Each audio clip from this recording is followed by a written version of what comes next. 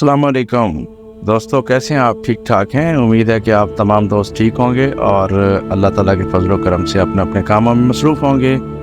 आज discovery point channel पे हम आपका स्वागत करते हैं और आपको पाकिस्तान की एक इंतहाई खूबसूरत और रंगीन और दिलकश वादी कागान के बहुत ही खूबसूरत पॉइंट दूधी पत्थर झील की सैर करवाएंगे। तो ये वीडियो बहुत इम्पॉर्टेंट होने वाली है। इसमें हम सारा डिस्कस करेंगे कि दूधी पत्थर झील कहाँ पे है, उसको रास्ता कौन सा जाता है, वहाँ पे जाने के लिए क्या क्या चैलेंजेस हैं,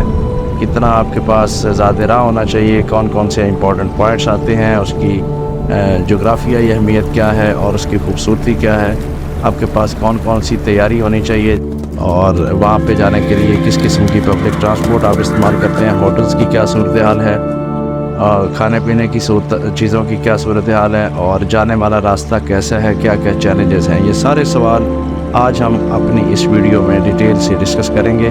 और आपको सैर करवाएंगे दूधी पत्थर झील की।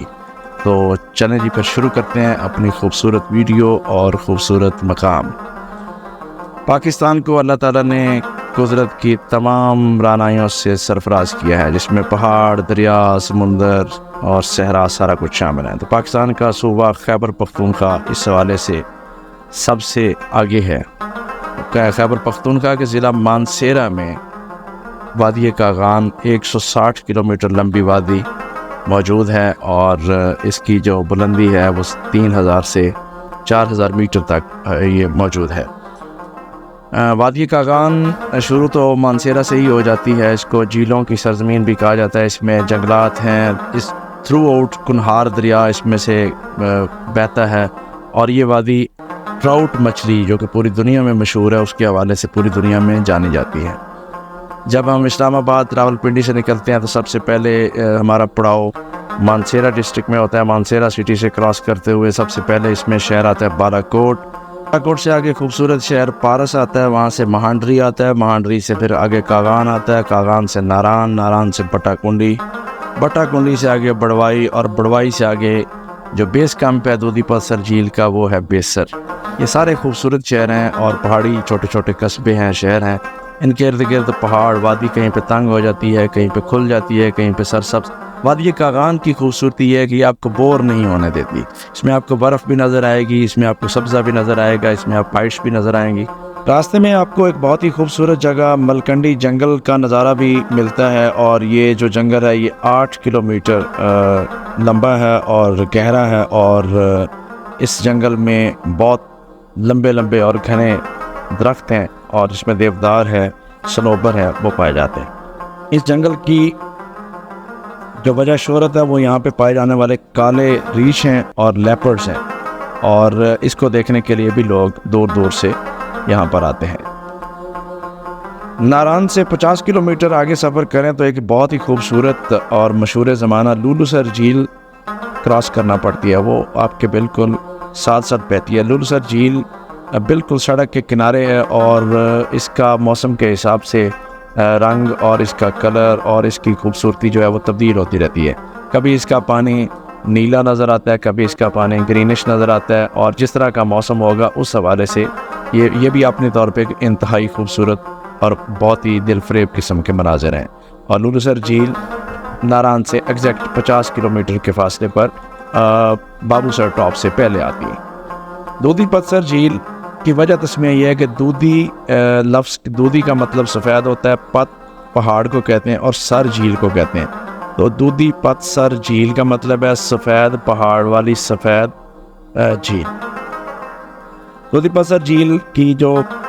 इसकी इंफॉर्मेशन ये है कि दूधी पत्थर झील की बुलंदी सतह समुंदर से 3800 मीटर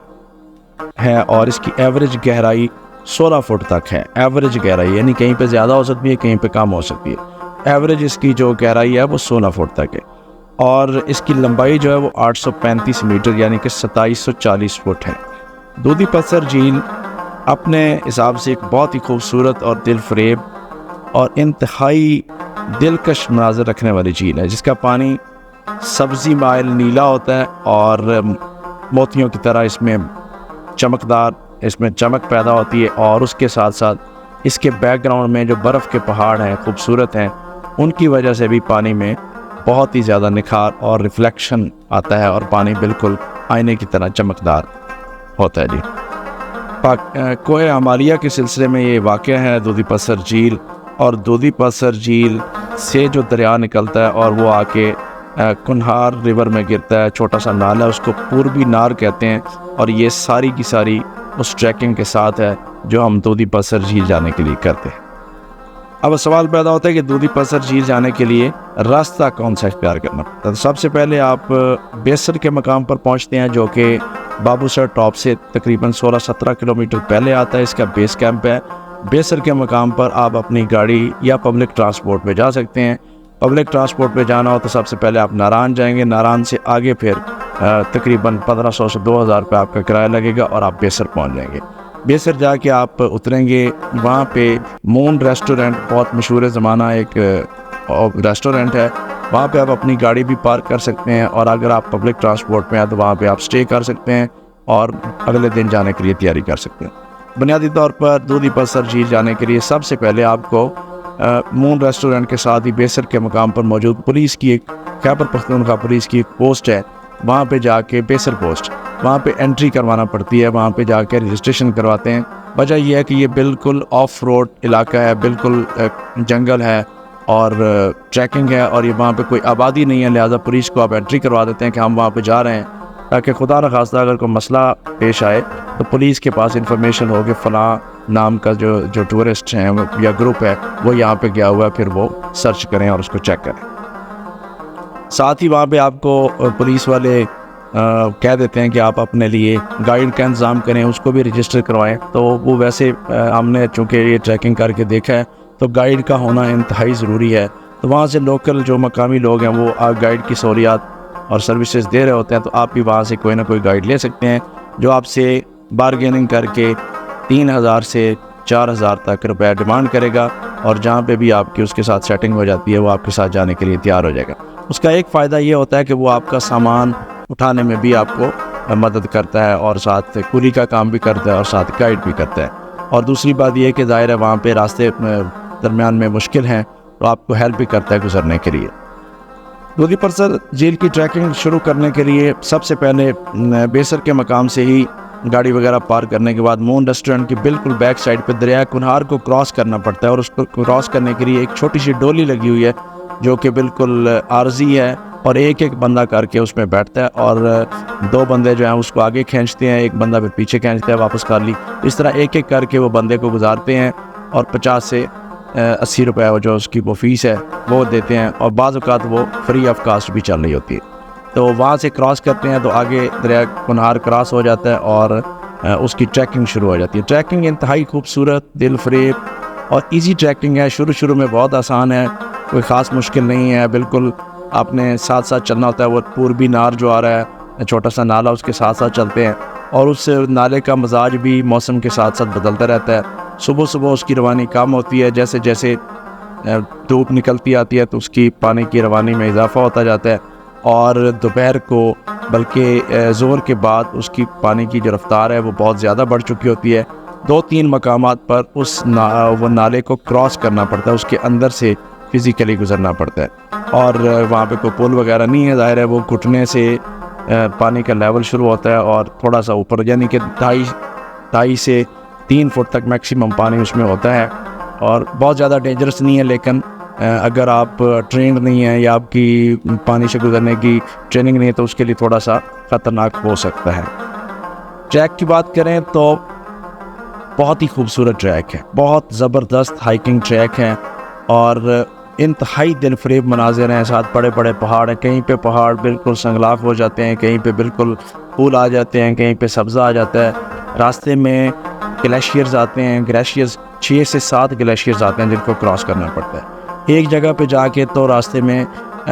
پگڈنڈی اتنی تنگ ہوتی ہے، لگتا ہے کہ بندہ پل سرات کراس کر رہا ہے، بالکل چھوٹا سا بالکل 1-2 فٹ کا وہ راستہ رہ جاتا ہے، اور نیچے انتہائی گہرا وہ نالا گزر رہا ہے، اوپر کچا پہاڑ ہے، اور بارش کا اگر موسم ہو جائے تو وہاں پہ شدید پھسلن ہو سکتی ہے، اور ساتھ سلائڈنگ کا بھی خطرہ ہوتا ہے، لیکن موسم اگر کلیئر ہو تو بہت زبردست مناظر ہوتے ہیں۔ اگر کوئی بندہ ٹریکنگ کرنے کے لیے تیار نہ ہو یا اس کی پوزیشن نہ ہو تو وہاں پہ سہولت یہ میسر ہے کہ بیسر سے آگے جو ہی آپ وہ ڈولی کے ذریعے کراس کرتے ہیں دریا گناہ، تو وہاں سے ہی آپ کو گھوڑے والے جو ہیں وہ میسر آ جاتے ہیں، وہ گھوڑا آپ کو کرائے پہ دیتے ہیں، اور گھوڑے کا جو ریٹ ہے وہ تقریباً 3000 سے 4000 ملا کی بستی تک وہ آپ سے ڈیمانڈ کرتے ہیں، اور وہ گھوڑے پہ بھی آپ کو لے کے جا سکتے ہیں۔ اگر کسی کا کوئی مسئلہ ہو تو وہ گھوڑا کرائے پہ لے لیں تو زیادہ بہتر ہے۔ اب ایک سوال اور یہاں پہ پیدا ہوتا ہے کہ اگر آپ ٹریکنگ کر رہے ہیں تو وہاں پہ کیا کیا آپ کے ساتھ ہونا چاہیے، یعنی سامان کیا کیا ہونا چاہیے۔ تو سب سے پہلے یہ نوٹ کر لیں کہ سامان آپ کے پاس کپڑے گرم ہونے چاہیے، بوٹ آپ کے پاس ہائکنگ والے ہونے چاہیے، اچھی کوالٹی کے ہوں، ٹراؤزرز وغیرہ ہوں، گرم کپڑے ہوں، چھوٹا سا ایک بیگ ہونا چاہیے، میڈیکل باکس ہونا چاہیے، کیونکہ وہاں پہ کوئی کمیونیکیشن نہیں ہے، موبائل فون کا کوئی سگنل نہیں آتا، لہذا آپ کے پاس کوئی سنیکنگ کھانے پینے کا سامان ہلکا پھلکا ہونا چاہیے۔ پہلا پڑاؤ آپ کا ملا کی بستی میں جا کے ہوگا، تو ملا کی بستی میں بھی کوئی خاطر خواہ انتظامات نہیں ہیں، وہاں پہ بس 2-3 چھوٹے چھوٹے کیمپ لگے ہوئے ہیں، انہی میں ہی وہ سٹے کرنا ہوتا ہے، اور ایک چھوٹا سا ڈھابا ہے، وہاں سے آپ کو چائے مل سکتی ہے، روٹی مل سکتی ہے، تقریباً 100 روپے کا چائے کا کپ ملے گا، 80 روپے کی آپ کو روٹی ملے گی، اور 100 سے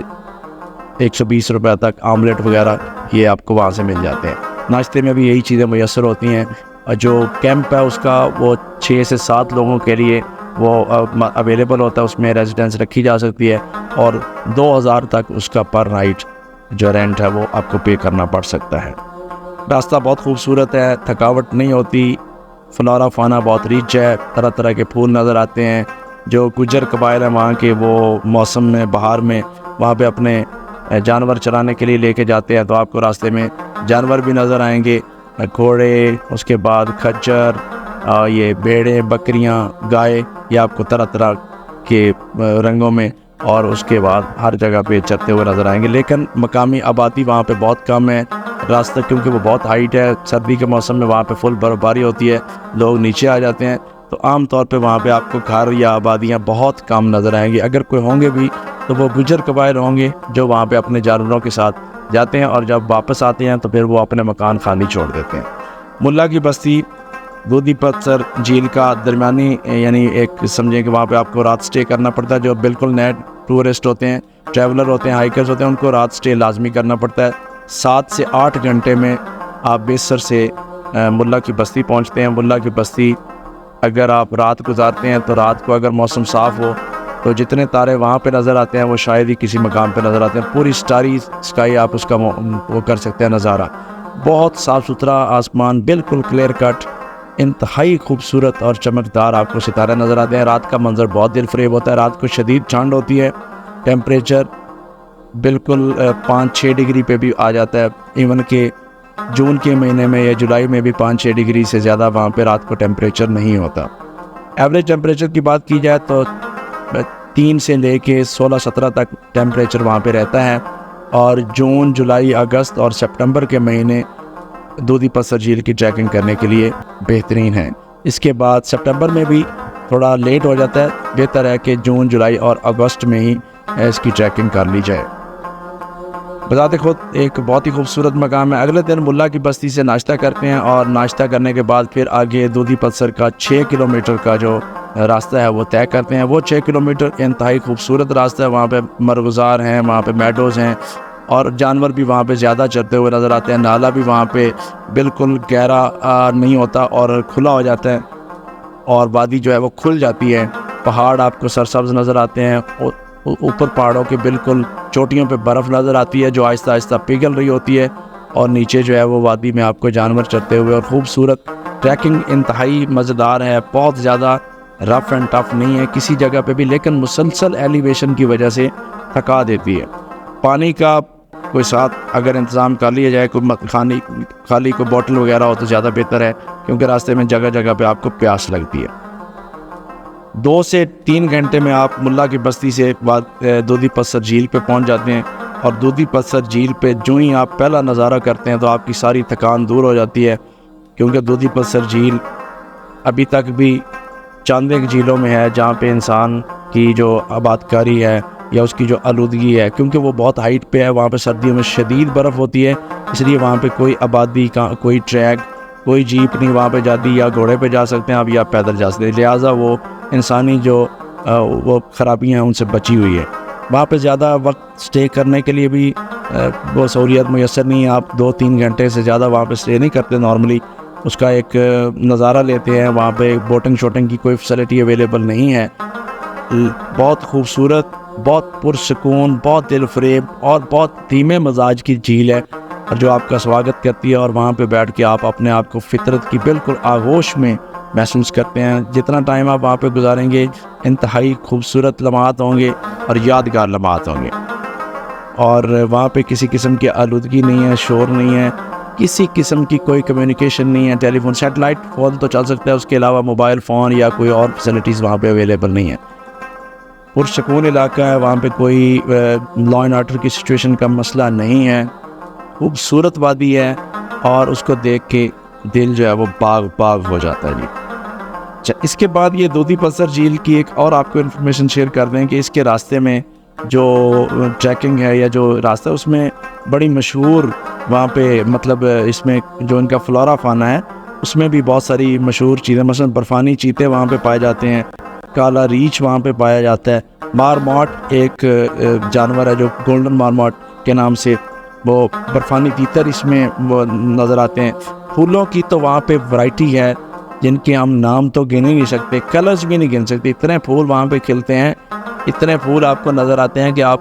حیران رہ جاتے ہیں اللہ تعالیٰ کی صنائی پہ کہ اللہ تو نے کتنے کلرز یہاں پہ پیدا کرتی ہیں۔ بہت طرح طرح کے پھول، طرح طرح کے وہاں پہ آپ کو رنگ نظر آئیں گے، اور فطرت وہاں پہ بہت ابنڈنٹ ہے، اس نے بڑی فراوانی کے ساتھ اس علاقے کو پھولوں سے سرفراز کیا اور پھولوں سے مزین کیا ہے۔ بہت مزیدار قسم کی ٹریکنگ ہے، ریکمینڈڈ ٹریکنگ ہے، جو شوقین ہیں ٹورزم کے ان کے لیے یہ مسٹ ہے کہ وہ ٹریکنگ کریں، اور تھوڑا سا اسٹیمنا چاہیے، تھوڑی سی فٹنس چاہیے، اور تھوڑا سا دل یعنی کہ بڑا کرنا پڑتا ہے، اور لیکن آپ کو مایوس نہیں کرتی۔ اس کے جو اوپر کے مناظر ہیں چوٹیوں کے وہ بھی بہت خوبصورت ہیں، برف آپ کو نیچے سے ظاہر برف پگھلنا شروع ہوتی ہے اور نیچے وہ آپ کو کم ہوتی ہوئی نظر آتی ہے جیسے جیسے موسم کھلتا جاتا ہے۔ جون میں موسم کھلنا شروع ہوتا ہے اور جولائی میں کلائمیکس پہ ہوتا ہے، جولائی میں برف جو ہے وہ کافی حد تک پگھل چکی ہوتی ہے اور جھیل بالکل ایکسپوزڈ ہوتی ہے، یعنی کہ بالکل آپ کو پانی نظر آ رہا ہوتا ہے۔ پھر جیسے جیسے موسم ٹھنڈا ہونا شروع ہوگا تو ظاہر ہے پھر اکتوبر، نومبر، دسمبر میں پھر برف باری وہاں پہ ہونا شروع ہو جاتی ہے۔ برف باری میں وہ ٹریکنگ کی ہی نہیں جا سکتی، اس کا جو ریکمینڈڈ وقت ہے وہ ہے ہی جون سے لے کے اگست تک۔ تو جو بھی آپ میں سے دوست وہاں پہ وزٹ کرنا چاہیں تو وہ جون سے لے کے اگست تک دودھی پتھر کی ٹریکنگ کریں، لیکن دودھی پتھر کی ٹریکنگ ہر ٹریولر کو ریکمینڈ کی جاتی ہے کہ وہ لازمی کریں۔ 18 کلومیٹر سفر ہے ملا کی بستی تک، 6 کلومیٹر ملا کی بستی سے پھر آگے جو ہے وہ جھیل تک ہے، اور پھر واپس 24 کلومیٹر واپس سفر ہے۔ رات کا سٹے وہاں پہ ملا کی بستی میں اگر کریں تو صبح جا کے آپ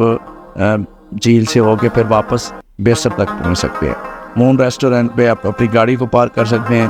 اور اپنے گائیڈ کے ساتھ سفر کریں، کوشش کریں کہ آپ کے پاس ٹارچ لائٹ وغیرہ یہ موجود ہو، اور خرچہ جو ہے وہ بہت زیادہ نہیں ہے، ملا کی بستی میں آپ کو سارا کچھ بتا دیا گیا ہے۔ امید ہے کہ آپ کو ہماری یہ ویڈیو پسند آئی ہوگی۔ اگر آپ کو ہماری ویڈیو پسند آئی ہے تو اس کو لائک کر دیں، ہمارے چینل کو سبسکرائب کر دیں، اور اسی طرح کی اور خوبصورت ویڈیوز، خوبصورت مقامات کی سیر کرنے کے لیے اسٹے ٹیونڈ انٹل نیکسٹ۔ اللہ حافظ۔ پاکستان زندہ باد۔